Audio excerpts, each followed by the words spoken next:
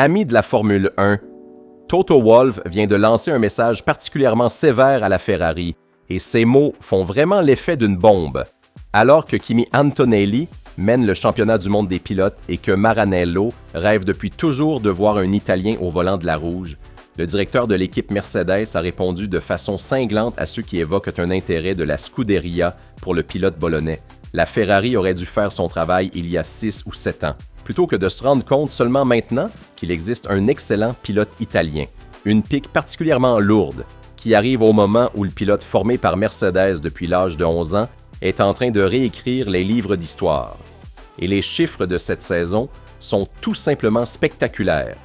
Premier pilote de tous les temps à remporter ses 4 premiers Grands Prix consécutifs, 5 victoires d'affilée qu'il place au 7e rang du classement historique, et tous les pilotes qui le devancent dans cette liste ont remporté le championnat du monde.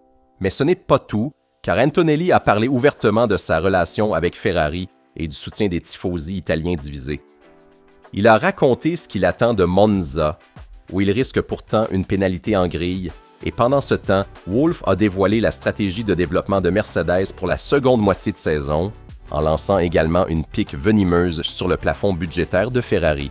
Et maintenant, je vous raconte tout en détail. Si vous ne voulez manquer aucune actualité sur Ferrari et sur la Formule 1, laissez un like à la vidéo et abonnez-vous à la chaîne pour rester toujours informé. Cela dit, commençons immédiatement l'analyse détaillée. Partons de la déclaration la plus importante de toutes.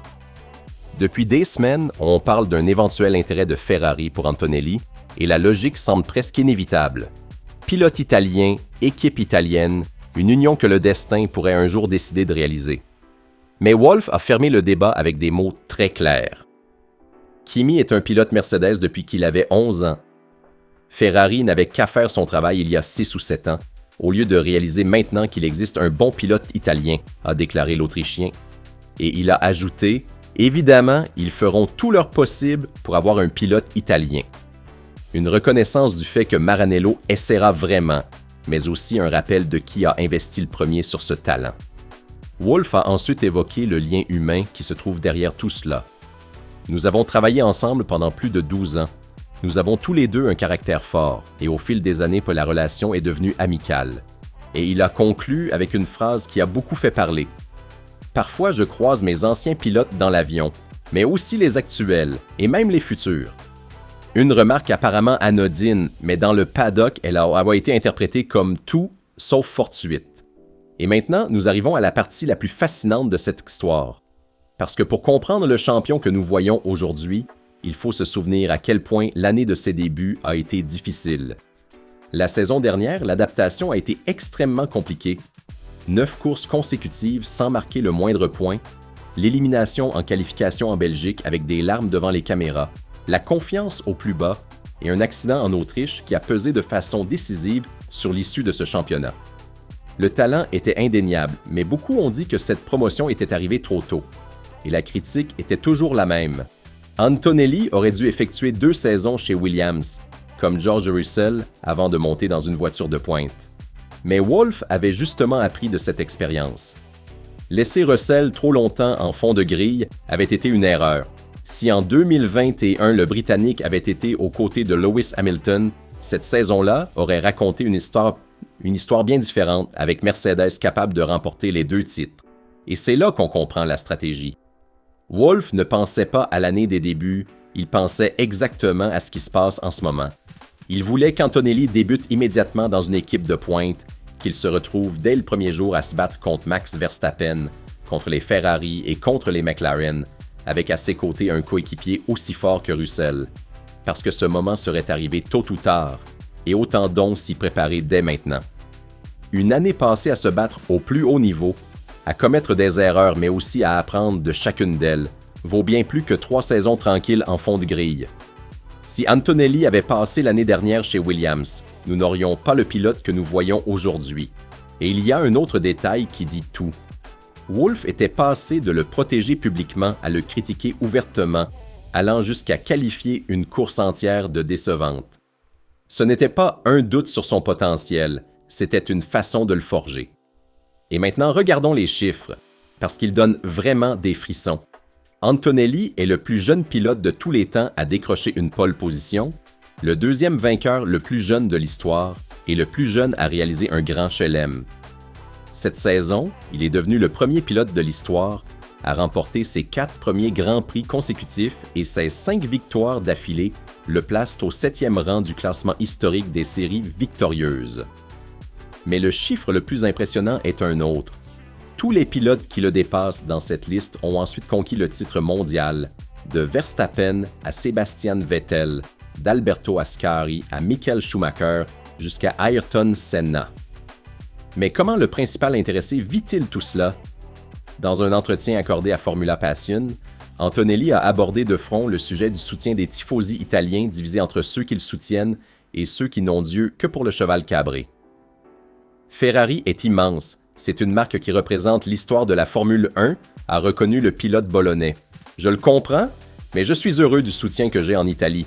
Il grandit de plus en plus, c'est beau à voir et à vivre.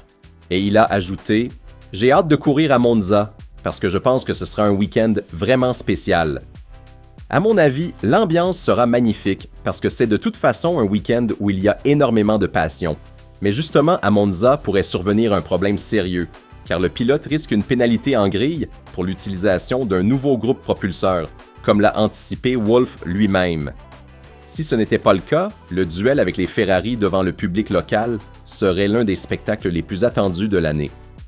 Il faut quand même préciser que jusqu'à présent, ce derby tout italien n'a jamais donné lieu à des incidents désagréables. Il y a ensuite un aspect qui en dit long sur la mentalité de ce jeune homme. Antonelli mène une double bataille, celle interne avec son coéquipier et celle externe avec Ferrari. Mais le pilote bolonais ne signerait jamais pour n'avoir comme seul adversaire que Russell. Si tu te retrouvais à te battre uniquement contre ton coéquipier, ce serait un peu différent. Cela voudrait dire que l'équipe est tellement dominante que, même si tu ne le bats pas, tu finis quand même deuxième et tu n'as pas de problème. En revanche, quand plusieurs équipes sont en lutte, c'est plus beau. C'est un défi supplémentaire, mais en même temps, tu as moins de marge d'erreur, parce que tu sais que si tu commets une petite erreur en qualification, au lieu de partir deuxième, tu pars peut-être quatrième. Car selon le week-end, les Ferrari, les McLaren ou les Red Bull peuvent s'intercaler, et nous arrivons au volet technique. Jusqu'à présent, l'équipe de Brackley n'a pas eu besoin de développement continu, pouvant compter sur un avantage important en termes de conception et surtout de groupe propulseur. Mais Ferrari et McLaren se rapprochent de façon inquiétante et il est donc temps de répondre.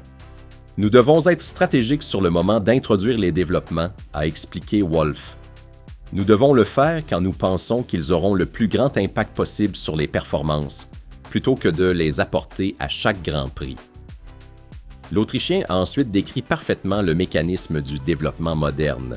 Nous ne pouvons pas avoir des nouveautés à chaque course. Nous sommes dans une situation où une équipe apporte une évolution et va probablement dépasser les autres, puis la situation se stabilisera et les autres deviendront plus forts. Et il a ajouté un détail économique très intéressant.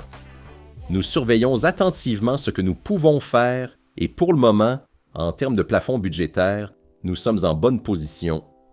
Nous avons essayé de nous concentrer davantage sur la seconde moitié de saison. Nous avons attendu, on verra si cela sera suffisant. Cette année, Mercedes a essentiellement utilisé le seul package de Montréal en plus d'interventions mineures, tandis que Ferrari a été beaucoup plus régulière dans l'amélioration de la SF26, au point que Wolff a ouvertement taquiné la rouge en exprimant des doutes sur le respect du plafond budgétaire. Et reste également sur la table le scénario d'un moteur renforcé avec la Duo, une hypothèse qui pourrait se concrétiser en septembre, mais qui n'est pas encore confirmée. Voilà, le tableau est vraiment électrisant. Un talent italien formé en interne chez Mercedes qui mène le championnat, une Ferrari qui rêve de le ramener à Maranello, mais se fait répondre qu'elle a manqué le train il y a des années, un Monza qui peut devenir la scène la plus brûlante de l'année, et 2 équipes qui préparent leur offensive technique pour le final de saison. La partie est loin d'être terminée.